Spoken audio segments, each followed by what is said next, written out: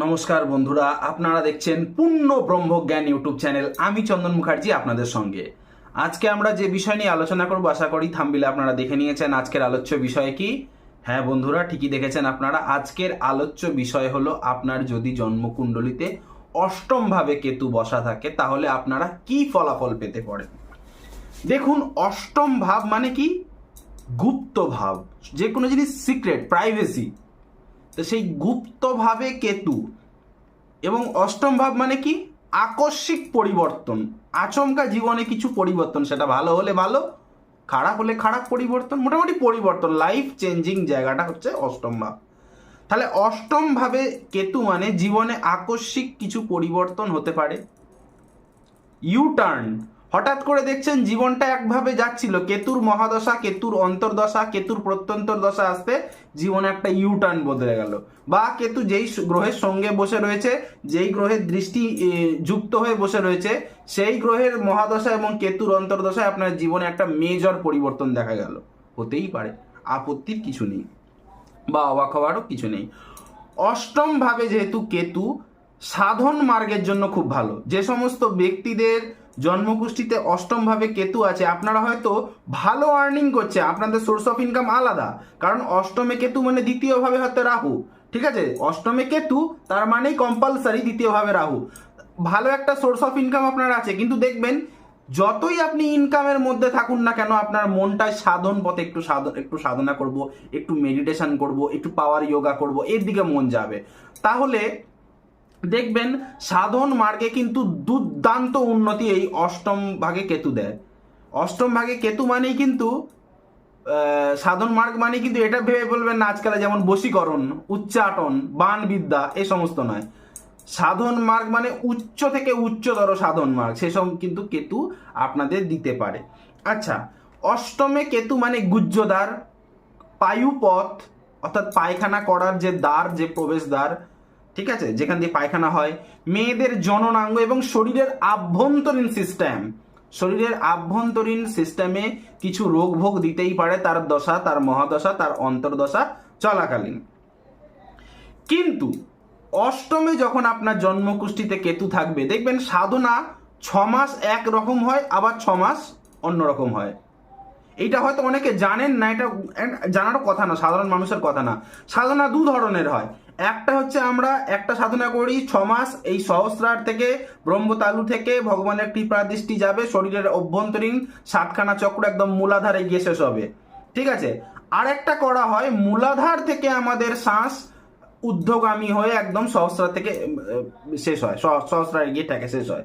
তাহলে কেতু যাদের অষ্টমে থাকবে জন্মকুষ্ঠিতে, সেটা লগ্ন সাপেক্ষে অষ্টমী হোক কিংবা চন্দ্র সাপেক্ষে অষ্টমে হোক, আপনারা কিন্তু সাধনা করার সময় একটা জিনিস মেনটেন করে চলবেন, আপনারা ওপর থেকে অধোগামীতে যাবেন না, অধ থেকে উপর, অর্থাৎ মূলাধার থেকে সহস্রার পর্যন্ত শ্বাসটাকে নিয়ে গিয়ে সাধনাটা করবেন। তাতে আপনাদের জীবনে অষ্টম ভাব এবং কেতুকে আপনারা ইউজ করছেন, ন্যাচুরালি ইউজ করছেন, যার বেনিফিট আপনারা পাবেন। আচ্ছা দেখুন, অষ্টমে কেতু মানে, অষ্টম মানে রিসার্চ। আপনি শুধুমাত্র তন্ত্র সাধনা নিয়ে রিসার্চ করবেন এমন কিন্তু নয়, আপনি অনেক গুপ্ত বিদ্যা, আয়ুর্বেদিক চিকিৎসা হতে পারে, বা মানে কোনো রকম চিকিৎসা শাস্ত্র, সেটা আপনি হোমিওপ্যাথিক হতে পারে, অ্যালোপ্যাথিক হতে পারে, কোনো চিকিৎসা শাস্ত্রের ওপর বা তন্ত্রের ওপর, বিভিন্ন রকম জ্যোতিষ শাস্ত্রের ওপর আপনি ঘাঁটাঘাঁটি করে রিসার্চ কিন্তু করতে পারেন। ঠিক আছে, অষ্টমে কেতু জেনে রাখবেন আধ্যাত্মিক বিষয় চরম প্রাপ্তি, এই জিনিসটা জেনে রাখবেন। আচ্ছা দেখবেন অষ্টমে কেতু, অবভিয়াসলি রাহু দ্বিতীয়ভাবে, দেখবেন জীবনে, হ্যাঁ, সে গোপন পথ দিয়েই হোক, যেভাবেই হোক, আপনার কাছে কিন্তু মাঝে মাঝে একটা হেভিওয়েট মানি আসতেই পারে। আপনি একটা রেগুলারলি একটা নর্মাল হয়তো 10,000 টাকা রোজগার করছেন, বা 20,000 টাকার একটা চাকরি আপনি করছেন, দেখবেন এই অষ্টমে কেতু, দ্বিতীয় হাউসে রাহু, মাঝে মাঝে আপনাকে গোপন পথেই হোক বা যেভাবে আপনি সাধনা, যেভাবেই হোক, ফাটকা ইনকাম কিন্তু মাঝে মাঝে আপনাকে দিতে থাকবে, দেবেই, জীবনে অনেক কিন্তু সুযোগ দেবেন। কিন্তু অষ্টমে কেতু আপনাকে ভালো করে বুঝে নিতে হবে, আপনি আপনার জীবনটাকে পুরো দর্শন করতে পারেন এই জন্মেই, যাদের কুষ্ঠিতে অষ্টমে কেতু থাকবে। এবং অষ্টমে কেতু, অষ্টম ভাব হচ্ছে ত্যাগের ভাব, কেতু হচ্ছে ত্যাগের ভাব। আপনি অনেক কিছু জীবনে ত্যাগ করতে হবে আপনাকে টাইম টু টাইম। আমি সেগুলি বলবো। ভিডিওটা ভালো লাগলে তার আগে একটা লাইক করে দিন। অনেক জিনিসগুলোকে ভেবে ভেবে দেখুন, কোনো বই থেকে নয়, অনেক জিনিসগুলোকে আমি ভেবে ভেবে পিন পয়েন্টেড আমার মাথায় যেগুলো থাকে আপনাদের জন্য আমি রাত জেগে জেগে লিখি এবং সেই কষ্টার্জিত লেখাগুলো আপনাদেরকে আমি শোনাই। দেখবেন যদি আমার সাথে কনসাল্ট নিতে হয় তাহলে কিন্তু আমার ফোন নাম্বার আপনি স্ক্রিনে দেখতে পাচ্ছেন। আমার ফোন নাম্বারটা একবার বলে দিই, 9619396811। আরেকবার বলি, 9619396811। এই নাম্বারে কল বা হোয়াটসঅ্যাপ করে আপনি আমার সাথে চার্জেবল প্রেডিকশন কনসালটেশন নিতে পারেন।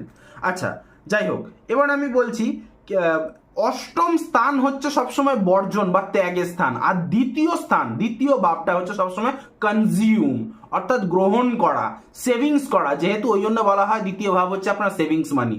ঠিক আছে, বলতে পারলাম। অষ্টম ভাব মানেই ত্যাগ করা, আর কেতু হচ্ছে ত্যাগের প্রতীক। এবারে প্রতিকার কি করলে আপনার এই অষ্টমের কেতু আপনার এই গুহ্যদ্বারের পীড়া যদিও হয় ভালো করে দেবে? কি করতে হবে তার জন্য আমি কিছু সাদা সিম্পল রেমেডিস বলছি, কিন্তু খুব প্রভাবশালী। কোনো ক্যাটস আই বলবো না, কোনো টাইগার আই বলবো না, যেটা বলবো আপনারা ঘরে বসে করতে পারবেন। নাম্বার 1, অষ্টমে কেতু যাদের আছে দৈনন্দিন জীবনে মানে রেগুলারলি, ধরে নিন আজকে সোমবার, মন্ডে, তারপরের দিন, এই প্রতিটা দিন আমাদের একটা, যারা অফিসে কাজ করি, কারো আন্ডারে কোনো দোকানে কাজ করছি, কোনো সংস্থায় কাজ করছি, আমরা একটা রেগুলার রুটিন মেনটেন করে চলি। সকাল 9টার মধ্যে স্নান করব, 9:30টার মধ্যে ব্রেকফাস্ট করব, তারপর আমরা অফিস যাব।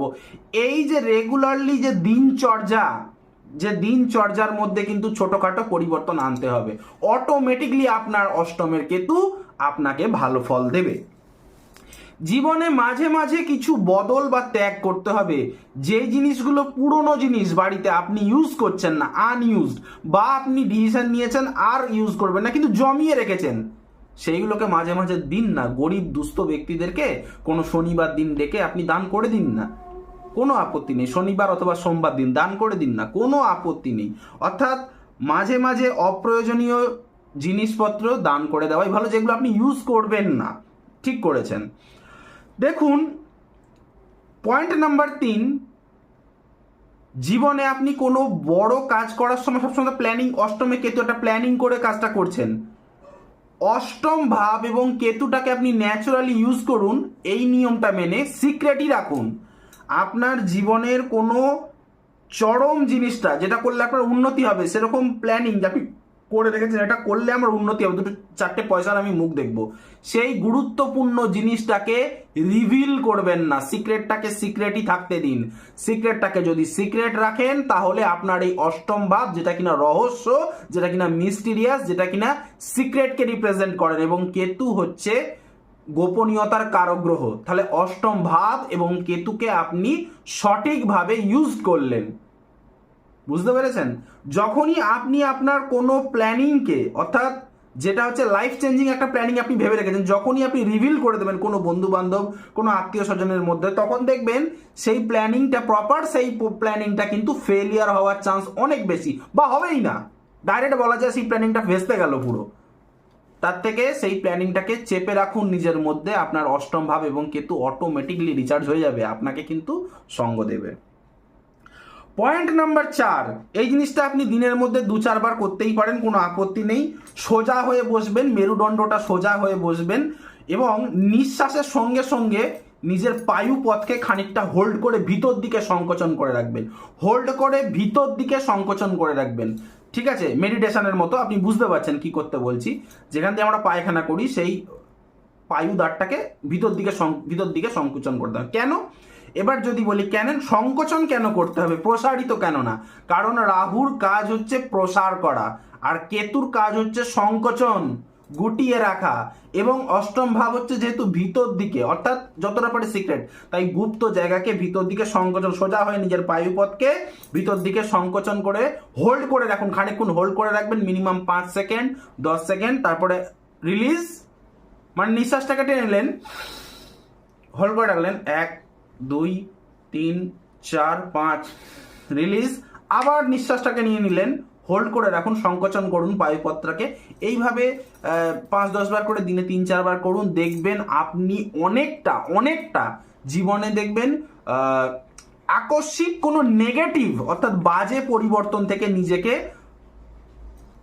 মানে অনেকটাই গার্ড করতে পারবেন, আড়াল করতে পারবেন, ঠিক আছে।